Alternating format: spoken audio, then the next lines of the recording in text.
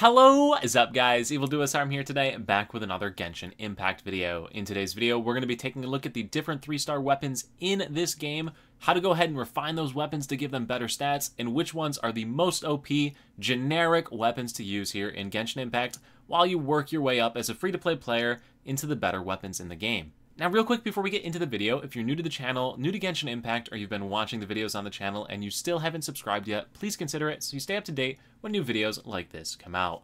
And without further ado, let's get into it, and let's start by taking a look at the 3-star weapons in general here in Genshin Impact. If you press the B key on the keyboard to open up your bag, it will drop you off right into the weapons tab, and if you're like me and have the worst RNG in the world, you're going to have a lot of these 3-star weapons sitting in here. And you might be thinking, you know, hey, these things suck, I got these purple weapons, they're better to use. That is not always the case, and that is because of the weapon refinement system. So, for example, if I click on this weapon right here, this magic guide, click on the details tab in the bottom right corner, and navigate to the refine tab, you will see that you can feed an identical weapon to this main weapon to increase its stats. So, for example, the next weapon that I feed into this one is going to increase the hydroelectric damage from 21 to 24%.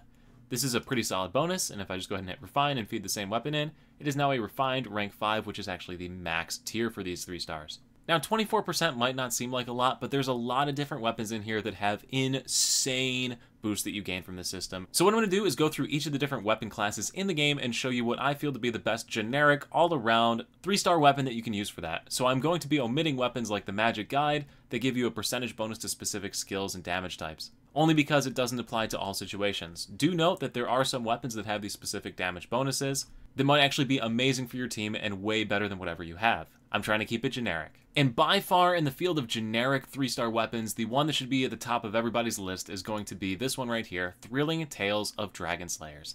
This sucker, when you get it up to refinement rank number 5, gives you a 48% bonus to the attack of whatever you swap in next after this character for 10 seconds. As you can see, I have it equipped to my Barbara, so if I go ahead and hop over to my Barbara, and then swap over to another character, like my main character, you will see that I now have this aura floating around my character. This is indicating that I have this attack up buff, and after 10 seconds this will go away. So this ability is basically a 50% buff that you can apply to your main damage dealer in your party, as long as you have a healer that uses tomes or a support type character that uses tomes. Now, this damage buff can be comboed with other weapons that we're going to see here on this list to get even more damage out of those weapons, and it's really an amazing thing, especially if you have a Barbara slotted in your team that isn't really going to be doing your main DPS. But if you still haven't hit account rank 20 yet and gotten the free Barbara from the event right now, you can use it on any other mage, so like a Lisa if you're using that as a support, just to swap in and out to your main damage dealer, since everybody gets Lisa for free.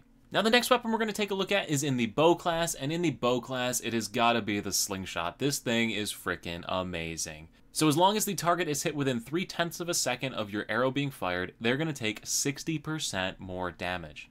And I'm being honest, it's kind of nutty. So just to show you like the 10% drop off that you get from this, if I shoot this guy from further away, he's going to take 782. Get in range of him and shoot him in the head, it's 1266. Absolutely insane damage increase there.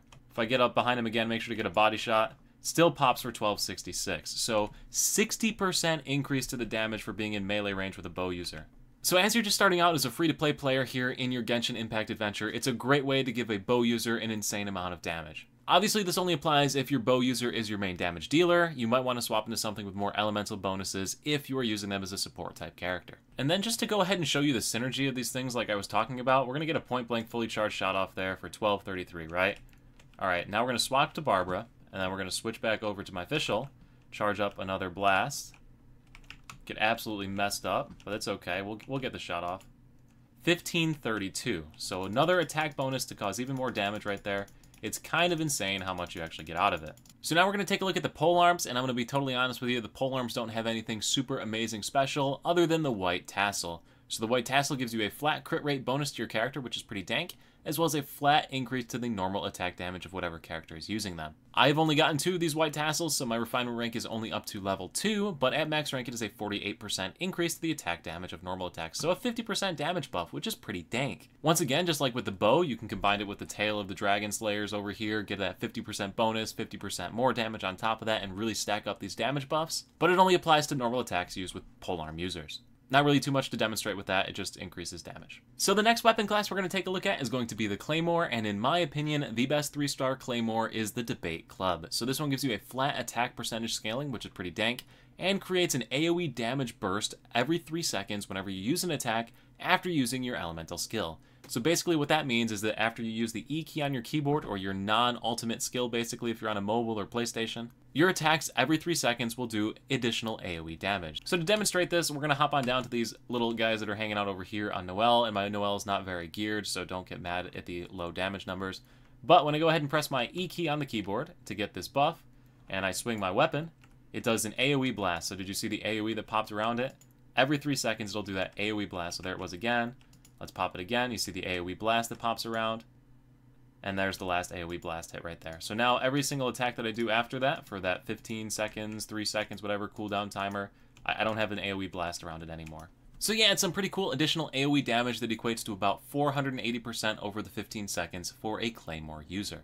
Now the final category to take a look at here for weapons are going to be swords, and there's probably no better sword if you have a healer in your party or something that will keep your hero's HPs topped off than the Harbinger of Dawn. So this Harbinger of Dawn has a crit damage flat percentage increase, and the effect that when your HP is above 90%, it will increase your crit rate by 28%. So I'm going to go ahead and equip that to my main character here just to show you the stat increases. If I go ahead and hit the C key on the keyboard, navigate over to his details panel, you will see he's sitting at about 50% crit rate with 80% crit damage. So this bumps your damage numbers for those insanely high. So if you don't have a better weapon to equip than 3-star weapons in the sword slot, this could be an awesome option for you. Now another option for swords that's interesting is the Fillet Blade. So this sucker, what it does is at maximum rank, will have a 50% chance to do 400% attack damage to a single enemy. So this is a great option for a sword user that you swap in and out every once in a while for a quick burst of damage. But anyway guys, that's going to do it for my recommendations of 3-star weapons that generally apply to all free-to-play players for the generic class selections here. If you think there's a weapon I missed out on, or there's something amazing that you want to share with everybody, please feel free to do that in the comment section below. Just make sure to be constructive rather than angry. Now, if you did like this video and you want to see other videos like it on the channel, please consider subscribing once again. I got a lot of great Genshin Impact videos planned, so it'll help to keep you updated when those videos come out. Everyone, thank you so much for watching. I will see you at the next live stream over on Twitch, the next YouTube video, or wherever I happen to see you. Thanks.